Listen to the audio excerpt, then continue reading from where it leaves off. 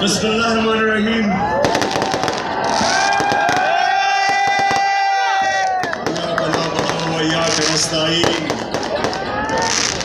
अल्लाह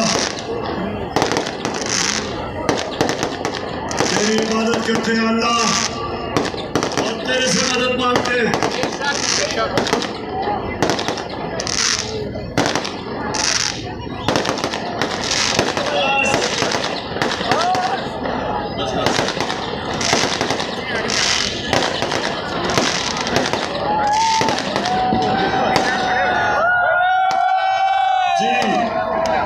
लाहौर आज अपनी 26 साल की सियासत की जदोजहद में ये मैं सबसे अहम सफर शुरू कर रहा हूं। मेरा मकसद लाहौर, मेरा मकसद सिर्फ एक कि जो मेरे लीडर कायदे आजम ने हमें अंग्रेजों से आजाद किया था,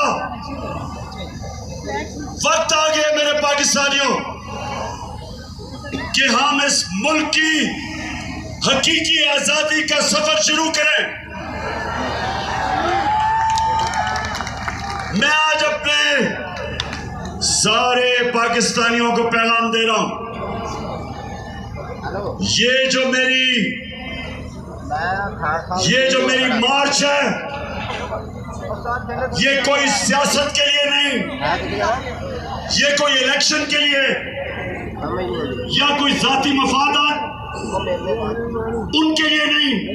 इसका सिर्फ एक मकसद है कि मैं अपनी कौम को आजाद करूं, इसको एक आजाद मुल्क बनाऊं।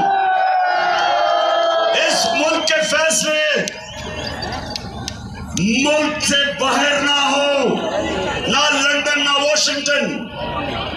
इस मुल्क के फैसले पाकिस्तान में हो और पाकिस्तानियों के लिए हो। कोई हमें ये ना हुक्म दे कि किसी और की जंग में हम शामिल हो और 80,000 अपने लोगों का किसी और मुल्क के लिए कुर्बानी दे। ना हमें ये कोई कहे कि अगर रूस हमें सस्ता तेल दे रहा है और मैं अपनी कौम को महंगाई से बचा सकता हूं, तो ना हमें कोई हुक्म करे कि हिंदुस्तान तो ले सकता है रूस से सस्ता तेल, लेकिन गुलाम पाकिस्तानियों को इजाजत नहीं।